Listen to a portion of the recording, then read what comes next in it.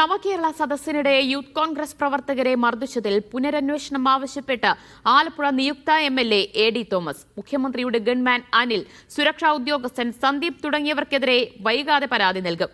ആരോപണ വിധേയരായ ഉദ്യോഗസ്ഥരെ സർവീസിൽ നിന്ന് മാറ്റി നിർത്തിക്കൊണ്ടുള്ള അന്വേഷണത്തിനും സാധ്യതയുണ്ട്.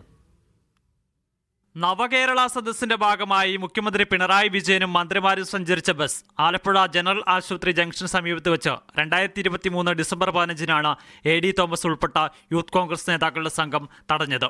മുഖ്യമന്ത്രിയുടെ വാഹനം കടന്നുപോയിട്ടും ഗൺമാൻ അനിൽകുമാർ, സുരക്ഷാ ഉദ്യോഗസ്ഥൻ സന്ദീപ് എന്നിവർ ഉൾപ്പെട്ട സംഘം നേതാക്കളെ ക്രൂരമായി മർദ്ദിക്കുകയായിരുന്നു. മുഖ്യമന്ത്രി രക്ഷാപ്രവർത്തനം വിശേഷിപ്പിച്ച സംഭവത്തിൽ പോലീസുകാരെ വെള്ളപൂശുന്നതായിരുന്നു അന്വേഷണ റിപ്പോർട്ട്. ഇത് അംഗീകരിക്കരുതെന്നാണ് അന്ന് മർദ്ദനമേറ്റ നിയുക്ത എംഎൽഎ കൂടിയായ എ.ഡി. തോമസ് ഉൾപ്പെടെ ആവശ്യപ്പെടുന്നത്. UDF സർക്കാർ അധികാരമേറ്റെടുക്കുന്നതിന് പിന്നാലെ മുഖ്യമന്ത്രിക്ക് പരാതി നൽകും. പരാതി ലഭിച്ചാലുടൻ പുനരന്വേഷണത്തിലേക്ക് കടക്കുമെന്ന് ഉറപ്പാണ്. ഇപ്പോഴും ആ അന്വേഷണം എങ്ങും എത്തിയിട്ടില്ല. പക്ഷേ ഏതാനും ദിവസങ്ങൾക്കുള്ളിൽ, ഇപ്പോൾ UDF സർക്കാർ അധികാരത്തിൽ വരികയാണ്, ഏതാനും ആഴ്ചകൾക്കുള്ളിൽ തന്നെ ആ റിപ്പോർട്ട് നൽകേണ്ടതായി വരും.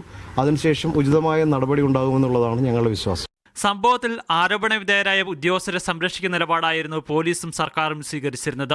ആദ്യം കേസെടുക്കാൻ പോലും പോലീസ് തയ്യാറായില്ല. കോടതിയുടെ നിർദ്ദേശപ്രകാരം നടത്തിയ അന്വേഷണവും പ്രഹസനമായിരുന്നു. മർദ്ദന ദൃശ്യങ്ങൾ ലഭിച്ചില്ലെന്ന് വ്യക്തമാക്കിയാണ് പോലീസ് റിപ്പോർട്ട് സമർപ്പിച്ചിരുന്നത്. മീഡിയ 1 തിരുവനന്തപുരം.